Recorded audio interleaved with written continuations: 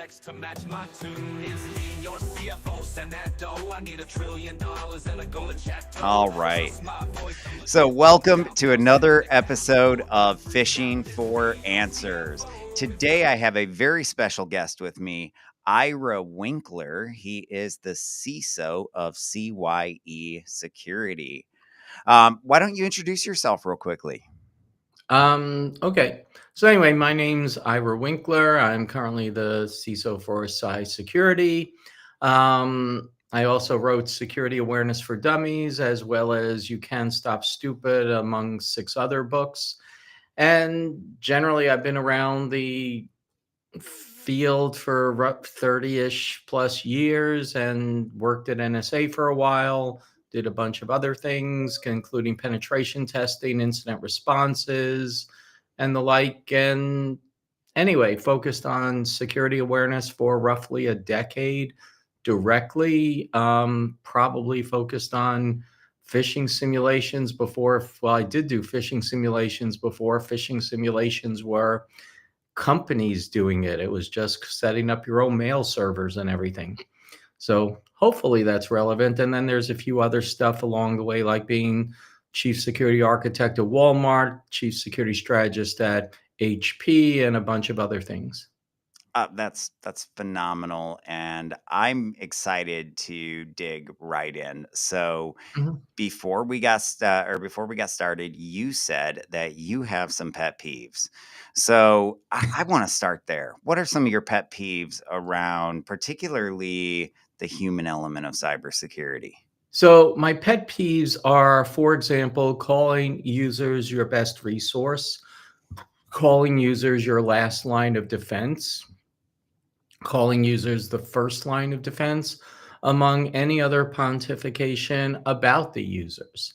I mean, too many people think, no, a user should never be your last line of defense. And if you're a cybersecurity professional, you should be fired if that's how you look at it.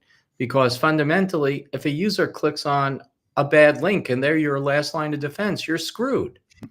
I mean, in the ideal world, no, a user is a piece of the system.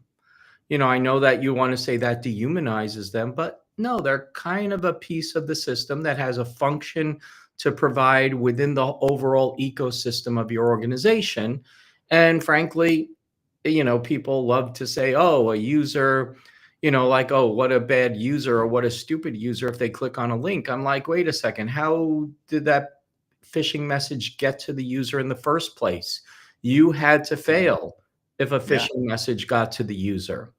So, I look at that as part of the system. I look at once a user clicks as, theoretically, there should be data leak prevention, anti-malware, web content filters, and a bunch of other stuff that should be there. You know, and like a user should never is not your last resource. Or your first line of Yeah. defense. Yeah, you're absolutely right. Interestingly enough, I've never really looked at it in such a direct way. I'm guilty. I've used some of those terms in the past, really just to largely talk about how the user doesn't have to be the weakest link, and really to combat what I it seems like you're getting at, that whole hey, the user's stupid mentality, which I despise. That's one of my pet peeves. Yeah, I would say, however, in theory, I hate the expression, the user's the weakest link. In theory, they sort of kind of are. And let me tell you why. Statistically, like I said, in order for a user to fail, the system to get to the user to fail had to fail in the first place. Statistically, though, security mail gateway is going to stop 99.99% of phishing messages. A user is going to stop 96% of phishing messages. Web content filters and everything else should ideally stop 99.99% as well. So, in the grand scheme of thing, a user may be the technically weakest link, but the reality is that's irrelevant. Every step along the way is a business process that ideally is required. And theoretically, no individual failure should result, no matter where the weakest link is, you should have resilience. And that's what people don't, like a user on a ladder, as an example, because I take a lot of lessons from safety science. If a user falls off a ladder, wait a second, if they're wearing a harness and a safety belt, they're not necessarily going to fall. The system Hmm. is resilient to account for the fact people might fall off ladders, as an example, much like the system should be resilient to a user clicking on a malicious phishing, as an example. Couldn't agree more. I do want to dig into. Yeah, you said you wrote a few books. One of them is You Can Fix Stupid, or something like You that. can stop stupid. You Can Stop Stupid. Okay. Tell me a little bit about the premise there. I'm just curious. So the premise is, and first off, stupid is not the users. Stupid is the people who theoretically design systems where a single user click can ruin your network. Fundamentally, if a user can click on a link and ruin your network sucks, not the user. The reality, though, is I look at that, I take lessons from essentially safety science, where I use parallels, where there's the concept of the old school of safety science used to be that if somebody got themselves killed, why were they stupid enough to get themselves killed? New school safety science, iconified by Sidney Decker, essentially what they say is, you know what, if a user is injured, or a person is injured, that's a failure of the whole system, not of the individual user. So if, for example, somebody falls off a ladder, like I said, they ask, why was the person on the ladder in the first place? Could that person have been prevented from climbing the ladder? Did they have to climb the ladder? Could they, for example, take things on high shelves if they put commonly accessed things that are typically on high shelves and put them on lower shelves and leave the less access things to the higher shelves and redesign the work processes? Then the concept of safety science and things like that. And then making sure, for example, there's first aid kits, assuming that somebody will eventually fall off. How can they go ahead and make sure people know how to deal with the eventual injuries and mitigate or lessen the injuries should they happen? And essentially, the book takes parallels to that example and puts that in place. So, again, I could tell you countless stories of people clicking on phishing incident or phishing links, but you got to look at, hey, why did the user click? And hey, why didn't the system stop the user from installing malware? End users don't need to have system privileges to That's install true. software 99% of the time. That's You know, true. and then, yeah, so anyway, I could go on for thousands of hours on that, but I'll Well, leave. I mean, I think though that you're getting to another layer of the human element just with your comment. Users don't need system privileges, and that's IT people. I was a penetration tester as well, and so one of the things that was very obvious to me was that while yes, the user and mistakes at the user level typically got me into the network, it was the mistakes at the network and system admin level that got me the keys to the kingdom. And it was mistakes at the blue team level that made sure that we didn't get detected and that we could move around relatively unseen.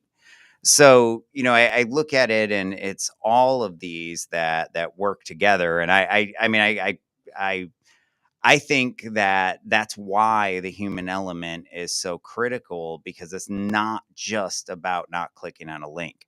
It's Mhm. about writing secure code. It's about uh, using a strong password. It's about not buying those gift cards or not changing that bank account info or one of the many, many other things, right? Yep.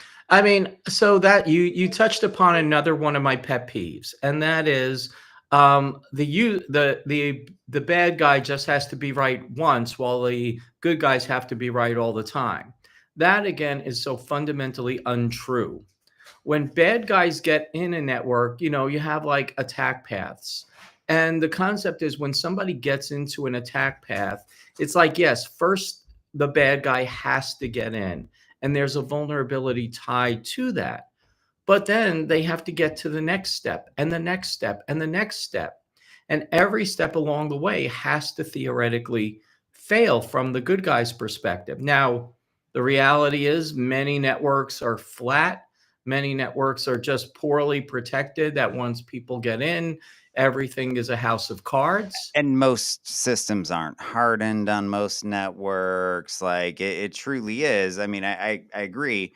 There's a matter of configuration. I still think that's still human and education issue where Mhm. it's the IT people that maybe need the education in this case. But I still feel like that's that's one of, no matter how much technology we have, the human can always be the weakest link if we, don't give them proper training. And I've Mhm. never seen an environment where that's not the case. There's a lot of technology we can wrap around it, but we still want to limit human error on all fronts because it is the thing that I know it seems like, well, at least when I was penetration testing, I mean, it did break down every time at all the different layers, and even the really secure ones. Eventually, we got in if we had enough time.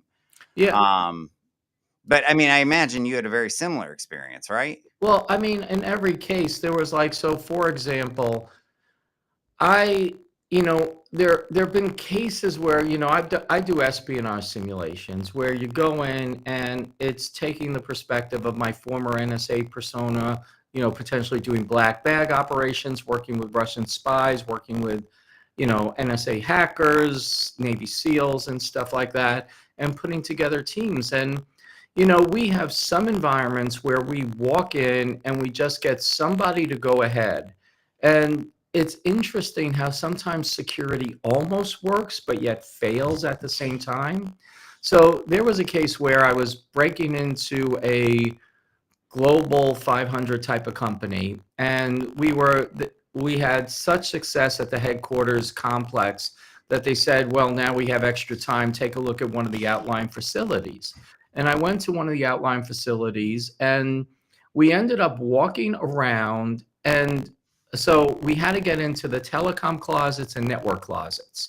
That was the goal, to tag them, because they thought, well, if we could plant bugging devices or whatever, we could pretty much compromise the whole data infrastructure. So went around and I found the operations man, not the operate, well, he was essentially, I don't want to say the maintenance guy. He was much more than that, but he had the keys to everything. And I said, hey, we're from the corporate offices. We need to make sure there's no wires running around the things. And I just have to, visually inspect all of them. So he ended up walking us around and Can unlocked. I interrupt real quickly? Yeah. Did you actually say running around the things? Uh, not running around, but I mean, I went to latency all the time. I would talk milliseconds because I don't know, it just worked. yeah. And so we were, well, no, we said somebody slipped and fell. The Okay. story we made up on the fly is somebody slipped and fell in some server room and they're suing the company. And from the headquarters, we all had to make sure. I love it. That's a great story. Now, either I'm having internet issues or you cut out I there for think just a I'm second. okay. Am I back? You are. Okay. Because I better, possibly. Place should be better, possibly. If you anyway, so we did this and then what happened was we coincidentally walked past the operations manager for the entire facility at the office, and this Yeah. is the guy who's in charge of the facility. So anyway, we're literally the last room, and what happened was the all of a sudden the guy who was showing us around, he gets a call on his cell phone, and then he's like, I'm just hear him say, well, I don't know, just some guys from corporate. I don't know. I don't know. And he's like, okay. So then after I tagged the last one, he's like, well, that was my ops manager and he wants to talk to you guys before you leave. So at this time I was with, my Navy SEAL friend, and he was like, so he walks us to the lobby, and we're sitting in the lobby, and the SEAL guy goes, should we make a run for it? I'm like, oh God, no. And I'm like, he's like, what are you going to do? I'm like, I'm not sure yet. I had a little bit more training in this part of it. So the guy comes over and I'm like, let's hear it out. So of course, this would be the perfect case for us to theoretically get caught. Yeah. And I'm like, let's see what happens. And what happens is he starts talking to us. So what are you doing here? I go through the whole story. And he's like, why didn't anybody tell me you were coming? And it turns out his deal wasn't, why are strangers walking around my facility? It's why His wasn't he deal told? was, why didn't you kiss my ring before you walked around my facilities? And then I was like, well, I thought somebody told you. And he's like, well, I'm going to complain. But he was complaining that nobody informed him in advance, not to verify who we were. Oh, that's a great story. I had one that was similar to that, where there was this law firm. We did this phishing call within like 15 minutes of starting the assessment, and the guy just hands over his credentials, and he's a domain admin. So it's, we've got the keys to the kingdom almost immediately. Well, they had us testing physical at 4 of their facilities, and my coworkers had just struck out at 3 of them. And so we decided, well, we have access. Let's just cheat. We'll put something on the gatekeeper's calendar, and we'll just tell them we're there, and they'll expect us. So we do it. It works perfectly. I walk up, and she says, yes, I've been expecting you. She hands me a badge for the outer doors and a physical key for the door to the server room. Mm-hmm. And so I walk in, and I'm in there. I plug in. I'm probably plugged in for maybe 5 minutes. And at this point, an IT guy comes in, or sorry, rather comes in there, and he says, who are you and why are you on my server? And so what had happened and how he caught me before I finished the story was that they had this pinhole camera on the ceiling of their server room. It took a picture of everyone that entered and emailed it to everyone in IT. Simple, low tech, but it worked very effectively. Well, I go into latency and tell him about how, we're having issues or trouble with latency between this office and corporate. And he leaves. About 5 minutes later, these, very big guys come and say, sir, you're going to have to come with me. And so I realize I'm being bounced at this time. And as I walk out into the hallway of the law firm, there's people on both sides of the hallway. It's just lined. And so I'm in that sort of same scenario. What do I do? Do I run? And so I'm thinking about, what do I want to do? How am I going to get out of this? And because there were so many people there, I just got this idea, like, let's give them a show. And so I just put on my best show. I talk about how, it's my anniversary that night, and I had dinner arrangements. My boss will probably fire me, just, the typical whatever. Mm-hmm. And I do it the whole way out. And I'm able to get on the elevator, doors closed, before they realize that they haven't detained me. And this is a law firm that often is called in when there's breaches, so they know how to handle this. But I coined it the denial of thinking attack. Regardless, very similar story. I mean, they were so close, yet they still let me walk right out. They didn't check what I had done. There were so many steps of that were still missed. Yeah.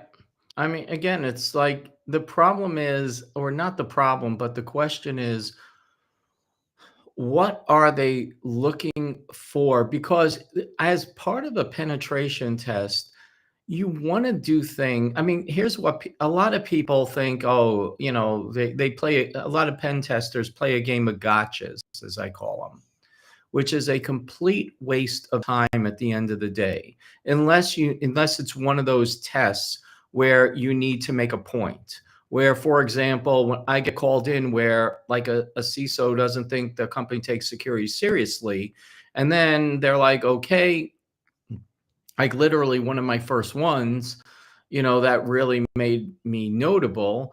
I went ahead and like somebody, like they wanted me to make a big statement because the guy had all four big four firms come in, do a penetration test of the company, and Yeah. they all came back, 3 weeks later, said we have full control of your network. The CEO goes, so what? So anyway, the CISO was frustrated. He called me in, and I'm like, okay. 3 days later, and the guy went in the following Monday. He's like, here's the executive salary compensations. Here's the evaluation program that we have for all our high I risers in the always liked company. the CEO's email Yeah. too. That was pretty effective. Oh, well, I got better than that. But anyway, then what happened was I'm like, here's your mergers and acquisition schedule. Here's executive salary. Here's your new technology coming out in 3 years. And by the way, we have full control of the entire network. And by the way, your desk is bugged. And so the 3 days later, they raised the cybersecurity budget as a whole by $10 million and hired CISOs for each of the business units. So that was where they needed to make a statement. Unfortunately, in most penetration tests, you're not there to make a statement. What No, you you're should there be for doing, compliance, which was my biggest well, frustration when I used to run red teams was we practically issue the same report year after year after year, and they wouldn't fix anything. that see, at the end of the day, I think, okay, all I'm doing is wasting money in that case. And so when I do a penetration test, my focus is always on what are the systematic issues. Like, it's not here's a vulnerability, here's a vulnerability, here's a vulnerability. It's what are the underlying systematic issues that resulted in what I find. So, for Mhm. example, vulnerability management. For example, poor physical access controls.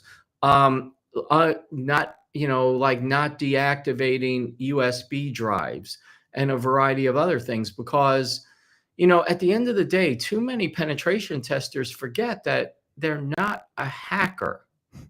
They're a cybersecurity professional. And if Yes. you want to portray yourself as a hacker, you don't belong in the industry. You are a cybersecurity professional first, unless you happen to be a hacker. And there's nothing, well, as long as you're not a criminal, you could go ahead and be a hacker all you want, as far as I'm concerned. But if you are there to serve an organization, even when you're doing red teaming or penetration testing or whatever you want to call it, your job is to leave the company more secure than when you found it. And in order to do that, maybe unfortunately, sometimes I'm there to be, I call them Nelsons, haha, like just laugh at them saying, here's something that I found, am I awesome, and do a haha on them. But generally, unless they need a haha, you want to go ahead and find problems. I Yeah. want to see at what level can I be caught? I want to see where is the line that somebody's going to actually do something and take an action at some points. I agree completely. I do want to move on to cover a few other subjects, Mhm, though. That being said, I will say that I do think you're spot on with penetration testing. There has to be some level of value. I do see how so much of it is driven by compliance, or at least that was much of my experience. And we had mhm. an amazing testing team, and we would always get full control of everything. But I don't know. There were so many times when things just didn't change, and one of the stories I like to tell there because it's what inspired me to found Fish Firewall was there was this guy I had tailgated in off of him 4 years in a row. And this is a Fortune 500 company. There's, no reason. You submit a report, you put their picture in it, you put their name in the report. There's, it should be that opportunity to train the organization and, do use it as a Nelson anytime, particularly if it's happened more than once, right? So it should not go to a fourth time. But I do think that's what really inspired me and made me realize just how badly we do need to do better with our human element, just to do better with our technological element, if you will. Like when we Mhm. do better at training, our systems should be more secured if people do things right. Our code should have better or should be more secure, things like that. So I mean, that's just a little bit of origin of my my background story. Now, I do want to ask you a very critical question: carrot or stick? 99% stick. People will do more to avoid pain than receive pleasure. And the problem is in cybersecurity, let me ask you this question. What is the penalty for watching porn in the workplace? You get fired. You get fired. Does anybody say, look, we'll reward you if you don't watch porn? No. Does anybody Well, say if you, but phishing, to let be me no, fair, is very, very different than it's porn. at the end of the day, let me ask you a question. If if somebody download, which is going to cause more harm, downloading Mimi Cats or whatever, or watching porn, which causes more harm to the company? Oh, I'm sure it's downloading Mimi Cats, but one Exactly. is an employee being psychologically manipulated, and typically they don't have proper training, and I don't think we get them to pay attention to the training by cracking the whip. I think you have to Well, use the carrot. this is where we come back to, look, here's the problem. In many cases, let me use another example. Will you get paid in you're the CEO. This is not relevant to you, but Fortune 500 companies, are people paid if they don't fill out their time card? Is it fair for them not to fill out a time card? Everybody says, here's how you fill out a time card properly. So And that's your training, but then you go back, and what happens if you so don't fill it let out? me give you an example, maybe the opposite side of this. Okay, let's take a little old lady, close to or even past retirement age.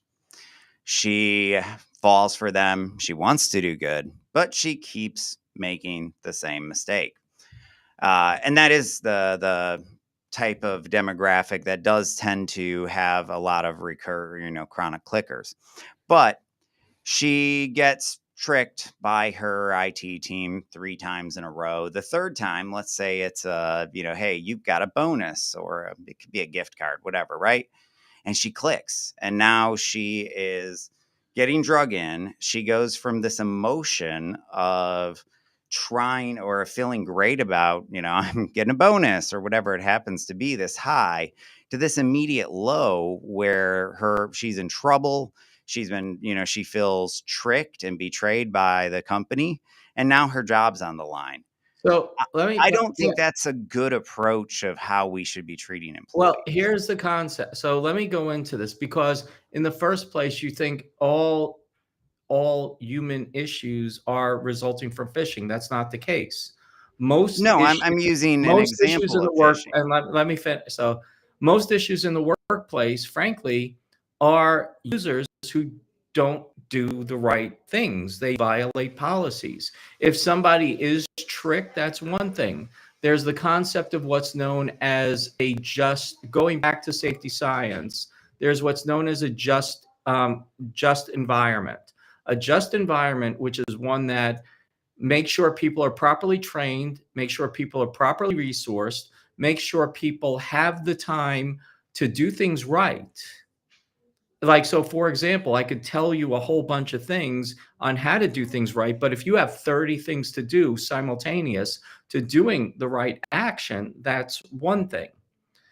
On the other hand, that's a just culture. Just that culture, that's the word. And in a just culture, if you have a person who is susceptible to phishing, first place, number one, if you have an accountant, well-meaning accountant, who's constantly making mathematical errors, that accountant is fired. That's their job.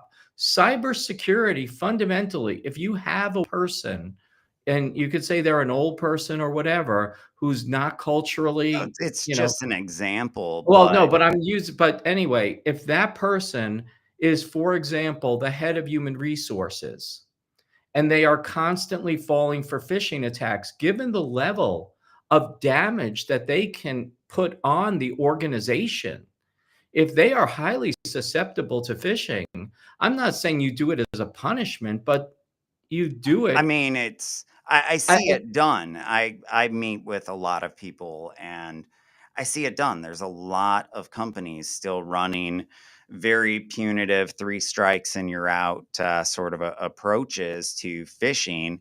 And let's be honest, security awareness, phishing simulations are most people's first and often only interaction with cybersecurity team that they're ever going to have.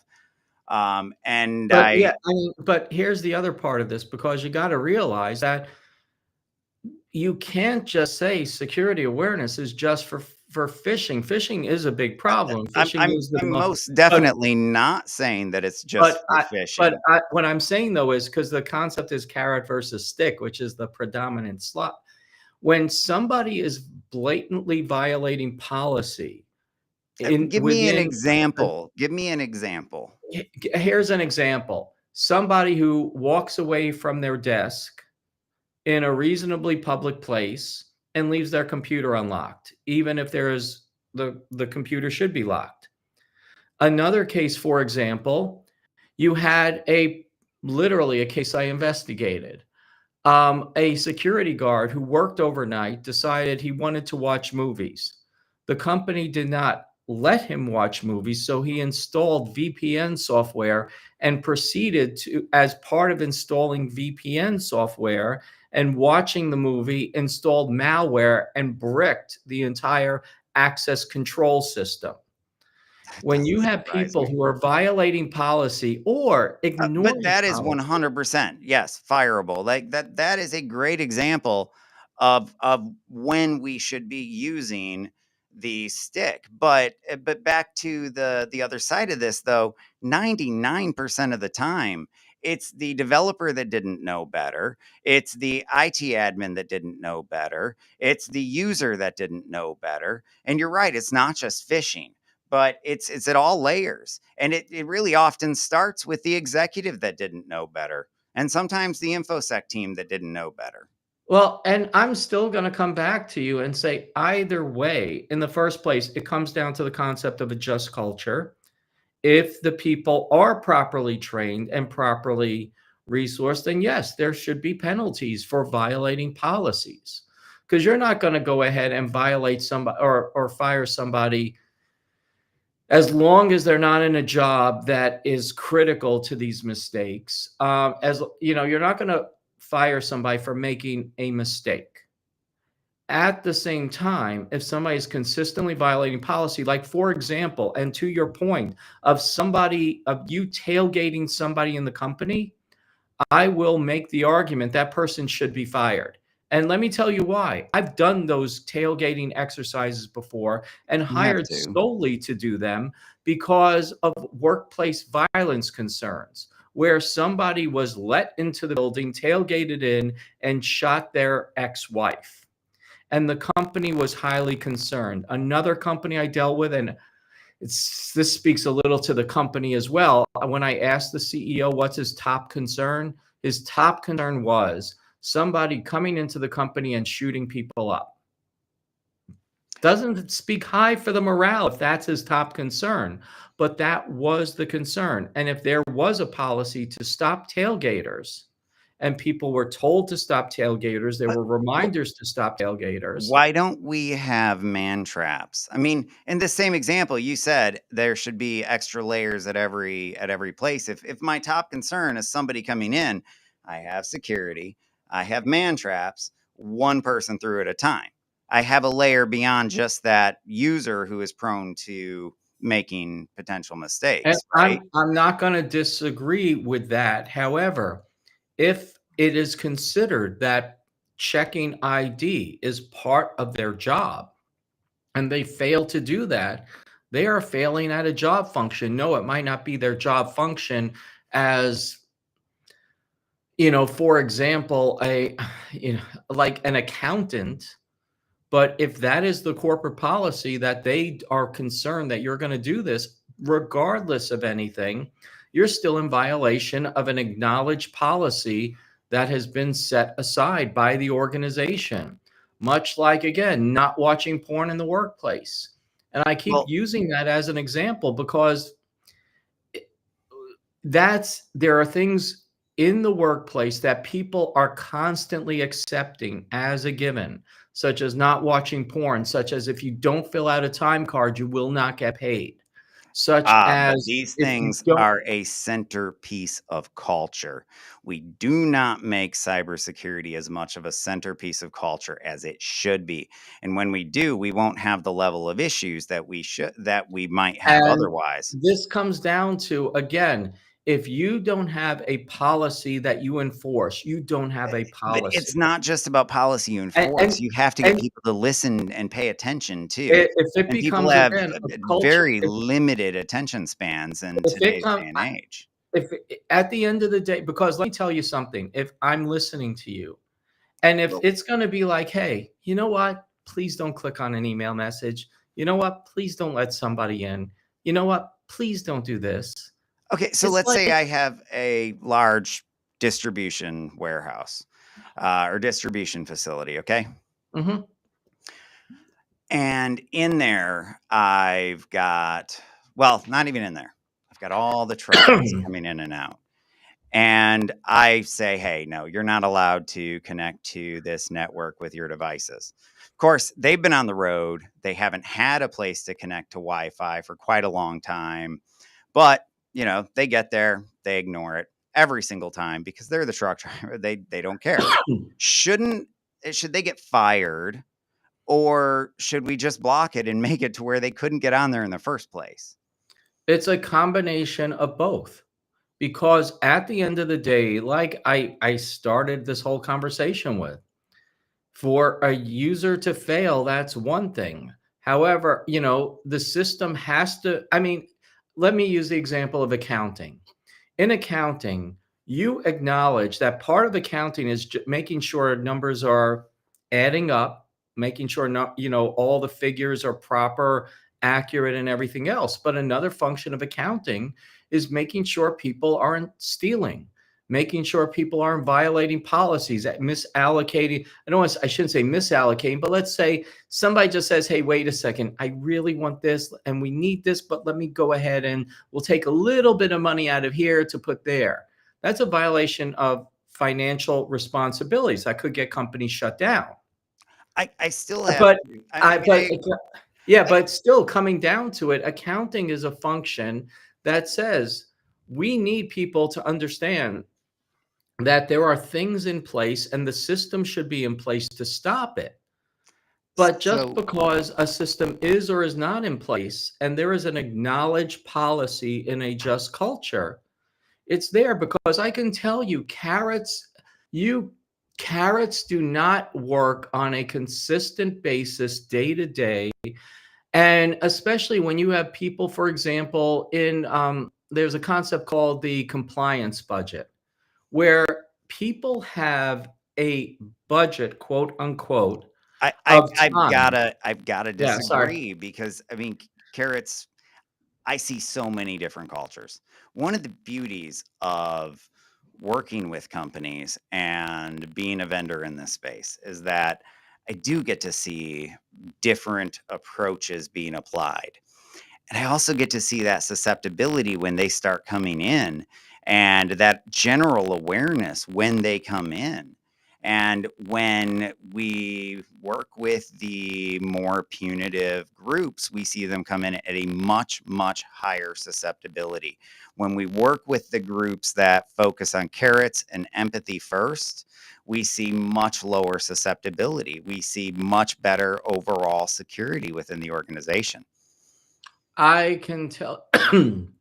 Again, I'm not saying we need an overly punitive one, but I would disagree with that. And of the observations I've had in hundreds of companies, the most secure company I ever had, there was a company that was, can't talk about who they were, but they were in the financial sector. They had a serious incident which almost cost them the entire company. And when I went in there, everything was locked down incredibly. They went ahead, they took glue and squirted it in the USB drives. They went ahead, and if there was, we went in the server room just to get a tour. The server room door was open for more than 30 seconds. And that triggered the security team to respond. They had man traps. On the other hand, if a door was left open and they saw somebody leaving the door open, that would be a fireable offense. They totally turned around the security of the organization because fundamentally a security incident stopped them from going in. And you could say you have punitive organizations, and I could tell, I worked at NSA, probably the biggest one. You could go to jail for something like accidentally leaving a piece of paper in your pockets. And that you could argue, but at the end of the day, you have massive, what appear to be massive failures because of misactions by a single individual. But the But the reality, difference between an employee doing meh, just enough, and going above and beyond is caring, and it's very difficult to make people care with a stick. well, I don't think we're ever going to agree on this one, though. I do want to just ask you a couple more questions, just get mhm. your opinions on some stuff before we run out of time here. Although I will say I am up for a debate on this anytime. So I think you may just have to be a regular guest on the show so we can go back and forth on this carrot or stick thing. What do you think? I am happy to stick by my points. I am devoted to that one because I have seen way too many people. Because if you want to make a carrot pervasive in the organization, that's one thing. But the reason most security awareness programs fail, and they fail to realize, and they're failing everything, is because they're like, please, the security awareness programs are like, please do the right thing. We'd really, really appreciate it. Well, And that, I mean, unfortunately, is 90% of the security awareness programs I've unfortunately witnessed. And I that is think ineffective. I think that if you don't approach it from a sophisticated perspective, that you're going to get you're going to get terrible results. At the end of the day, though, we have been studying the brain. We have been studying how people learn. We have been studying how cultures form and behavior changes for a very long time. And that's one of my things, is that I think we need to apply it to cybersecurity more, behavioral science. There's a lot of principles that can make everything that we do far more effective. And I don't disagree. I don't think it's truly black or white. There is no carrot or stick. There are times for both in any environment, which is why I think it'd be fun to continue debating this. But AI is changing everything, and it brings a lot of new threats. I'm going to leave it wide open at the beginning, and just what are you thinking about when it comes to AI and users? So the biggest problem when I hear the word AI is it's the word AI. People treat AI like it's an entity. AI is a set of mathematical algorithms that are broad in scope. You have generative AI, you have AI that's more decision science, Mhm. you have AI that is, well, decision science takes care of a lot of the subcategories is because it's a broader one, but you basically have AI as an entity which then becomes when AI is everything, AI, AI is nothing. And what I mean by that is you can't stop it. That, oh, AI is this, oh, AI is going to make deep fakes. True. But fundamentally, when I look at this, I'm like, okay, so there was a very good AI or a deep fake, not AI, a deep fake, which is generative AI applied to portraying like a real-time conversation where it looked like somebody was talking to the CFO and or it was the CEO talking to the CFO. I forgot the specifics. But Yeah, what happened the thing was, over in Hong Kong. yeah, they But I got talked to somebody. somebody yesterday, the CISO of Synovus Bank, who saw this happen. Their CEO has been impersonated, and they've seen deep fakes targeting theirs. I talked to somebody a couple weeks ago, their Fortune 500, their CEO has been impersonated. So Mhm. it is starting. It's not still just something on Right. the other side of the world. But so it's starting, and even if it was just the first time, if it's the first time, fine. Now, however, people are aware of it. And when I look at this, I look at, okay, awareness, and here's one of the bigger problems I see with awareness. Awareness is focused on the bad guys. Awareness is focused on what I call making you're training people to be Elmer Fudd's, because Elmer Fudd was always on the lookout for the wascally wabbit Bugs Bunny, but he couldn't recognize Bugs Bunny if Bugs Bunny put on a wig and a dress. And what people need to do security awareness right is to train people how to do their jobs right. So, for example, if you know deep fakes are a problem, you establish policies and say you Oh, enforce I agree. policies. I And agree. so this means even if the CEO calls you up and says, "Hey, I want you to do this. I want you to send," and you hear the voice saying, "I want you to buy me a gift card." You've A got to sit policy there is absolutely part and of the human and element. awareness, but awareness has to be put built into business processes.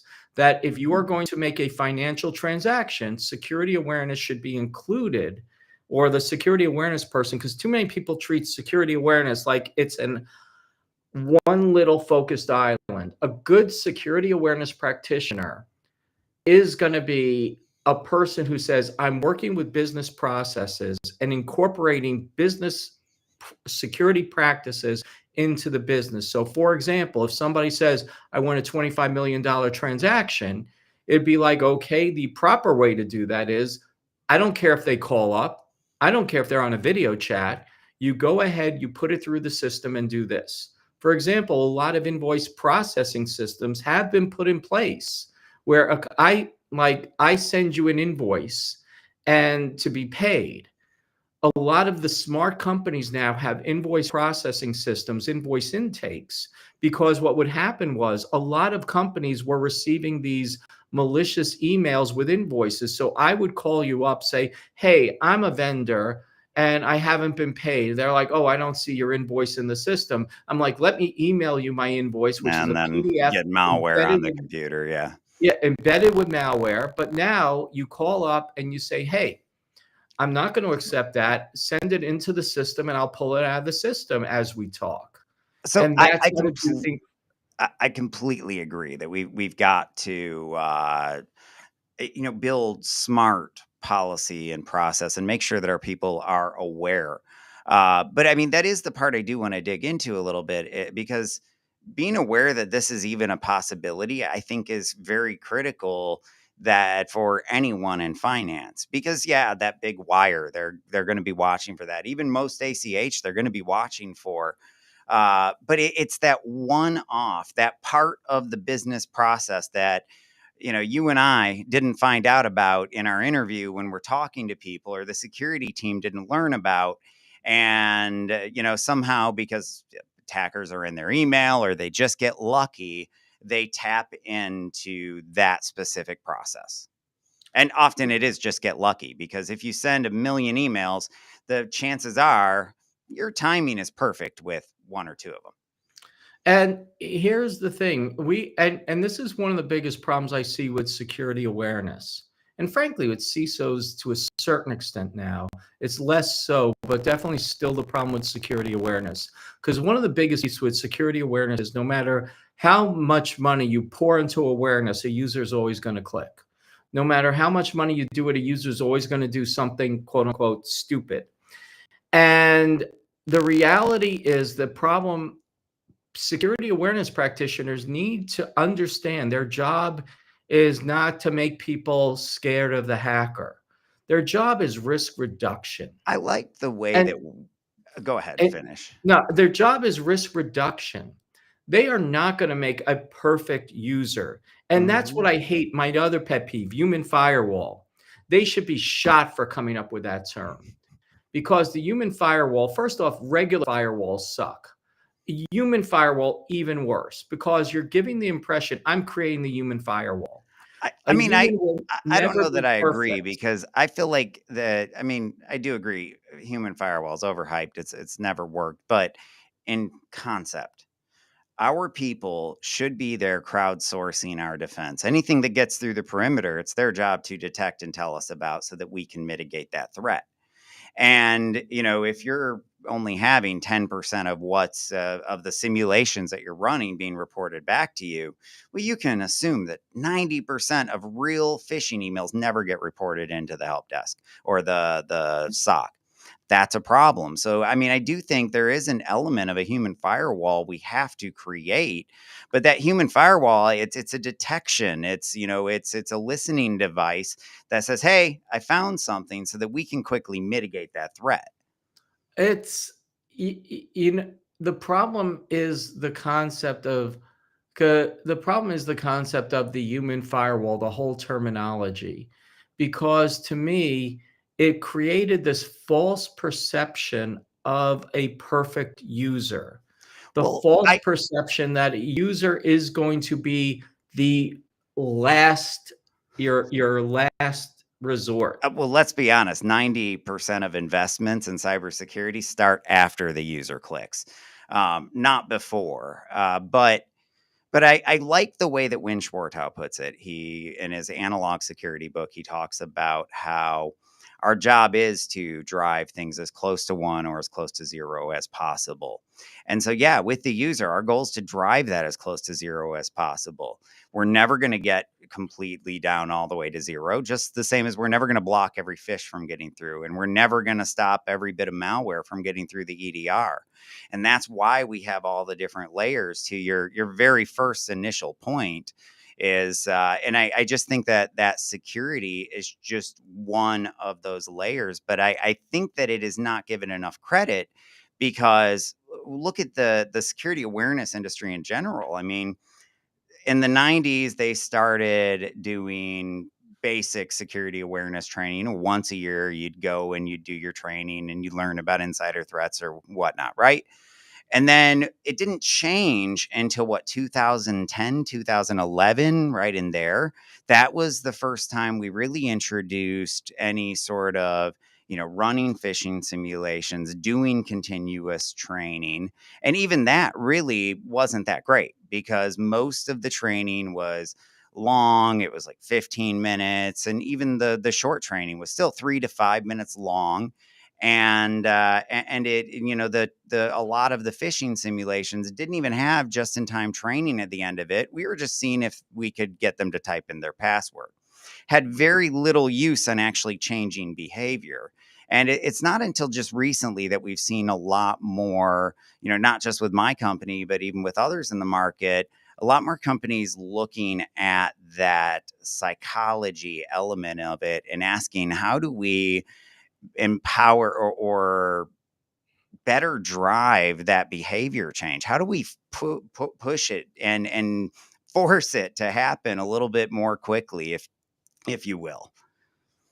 See, here's again, it doesn't change anything I said. I'm not going to disagree with what you said. I do have a thing with time frame because I literally was sending out phishing messages in the 90s. But No, I know you said before there it was was a yeah, it was thing just for it. Yeah. it was just it wasn't really commercialized till Fish Me at the time put it together, and now before PhishMe changed their name And to that's where Cofense. human firewall Yeah, first where came onto the scene. I mean, I was there when Rowett was at his first conference trying to sell it, and it was shocking to me that somebody went ahead, was trying to commercialize it. Then 2 years later, I'm like, well, what's a bid so I can potentially use you to do? I'm like, are you out of your mind? And I was so wrong. But coming back to this, again, it doesn't change the fact that you are looking at risk reduction. And I'm not disagreeing that phishing simulations, I actually did for part of my doctoral work. I did a study where we found that if somebody has self-discipline and they are caught by a phishing, they click on a phishing message, they will never click on a second one. So it does have measurable impact on certain groups of people. The reality of the situation is that it's still a risk reduction tool, and it's still security awareness people are unfortunately still touting human firewall. They're not touting, I am here to reduce risk. If I could take clicking down from 20% down to 4%, I'm going to have a risk reduction of 80% in that one area that's Oh, there. And I at don't the same disagree, but I also don't know who's promising that they can stop all clicks. time, I mean, we get it down to 1%, and we can't. I mean, it's hard to get even below that. So, it's a matter and of, I would never promise that we can stop all clicks, but I do think it's all about that risk reduction on all fronts, and that includes the human, not just your systems and whatnot. I think we can agree on that one, right? yeah, I mean, again, it's like, this is why I'm talking, like, we're here, primarily discuss security awareness and phishing. And, I still think that CISOs likewise are, I'm not, it's like our entire cybersecurity profession. It's not just security awareness practitioners, but this is where it shows up most honestly, because cybersecurity is about risk reduction. We're not Absolutely. here to go ahead and get rid of, we're not, anybody who promises perfect security is a fool or a liar or both. What we are, and the problem is security awareness people, they're talking about these things and so on. And they are always going to have, because no matter how much I do it, and I get into arguments, and I'm not afraid to argue with a customer, because I have argued with customers over, well, no matter what we do, somebody's going to click, and I know what we're doing. We're here to check a box. I go, frankly, you're an idiot. I go, my job here, when I was doing awareness programs, is to take your click rate or whatever Drive it as aspect low of as we awareness we're possibly doing, can, because that's we're less taking it down malware. by 80% and ideally increasing reporting by 300%. And And what I'll add, that's going to do, can I add a follow-up point to that I think you'll agree with? And that reduction should have a measurable impact on your number of incidents. Am I reducing my number of incidents? well, this is part of, frankly, one of the problems we have in security awareness, which is the metrics. Because too many people Oh, use there's phishing bad simulation as metrics. a metric they report. And It's to a most leading people, indicator, but it is it's, not a core metric by any means. well, but how I measure security awareness, for example, is what is the number, like when I was putting together awareness programs, I'm like, okay, I want to talk to the people who run the malware tools. And I want the number of malware incidents that are No, occurred. I I agree. want to talk That to should the help desk, and I absolutely want to be find out impacted. and I Yeah. want to talk to the help desk. I want to find out how many lost mobile devices we have, including USB drives. I want to talk to, the number of, also help desk or whoever. I want to know the number of password resets we have. I also want to talk to the security office. I want to know how many reports of incidents we have. Yeah. Because because the problem, what I'm looking at is root metrics that are indicators of behavior, not indicators of successive awareness. Because how many people, I hate the metric. 95% of my people enjoy taking my training. So I'm sitting there thinking, That's okay, not measurable. 95% What that are I'm sitting there thinking, okay, so 95% of people are sitting in front of a computer, not working, and they're okay with that. Well, I absolutely think that we waste far too much time with ineffective training. And if we're not going to be effective with it, why are we wasting people's time? I mean, just the CEO in me says, listen, the only way I want to waste their time is if it has actual value to me. Otherwise, I would agree with you that we shouldn't be wasting our time. And so I come down to, I don't want to tell the CEO, or I don't want to tell the CEO, CIO, whoever you report to, that this, I took phishing down by this. People like our training. I want to say we reduced the number of malware incidents by X. Each malware incident cost us $40,000.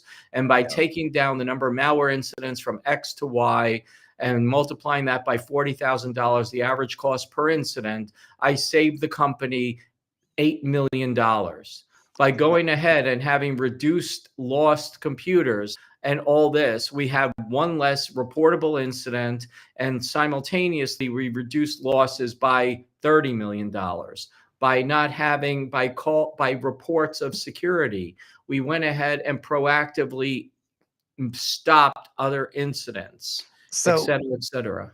no, I don't know if you've ever sat in on any of my talks. I think the last time we ran into each other was like at ShakaCon when they still had that. Mhm, But I one of the things I always point out is that it should absolutely all of your investments be reflected in just a few core metrics. Are we reducing the number of incidents? And there's a lot of other metrics that play into that. Are we reducing the time to detection? Are we reducing our time to resolution? And I couldn't agree with you more that everything should impact, unless it's a proactive thing. Everything should impact one of those three things. In particular, do I have less malware? Do I have less incidents? Are we getting better? Because if we're not, then we've got to change and do something, or fix our course, because something's wrong. mhm. So, Yeah. we are way out of time here. This is, I think, the longest podcast I've ever had. So, uh, Do you wanna argue more? We could go another 20 minutes easily. we could, but my wife will probably send the search party out for me soon here. But no, it's been an absolute blast, and I do want to, like, maybe we could do a recurring thing, like once a month. You jump on the show and we debate, carrot versus stick or whatever. I'm sure there's plenty of things that we can find to debate. I get that impression, but I Mhm, like it because it's creating conversation, and you are in a similar but different side than me, and I love, like, digging into that because mhm. it exposes the whole subject a lot more. Yep, no, I appreciate it. I enjoy it too. I hate things where you're just sitting there chatting, "Oh, hi, how's this?" Oh, I completely agree with what the previous panelists said, but let me add. Oh, the insight from the 2 previous panelists were brilliant, but let me add, I I like to hate be contrarian anyway in those situations, so Mhm. well, hey, thank you so much for joining us today on another episode of Fishing for Answers with Ira Winkler. We'll be back again Monday.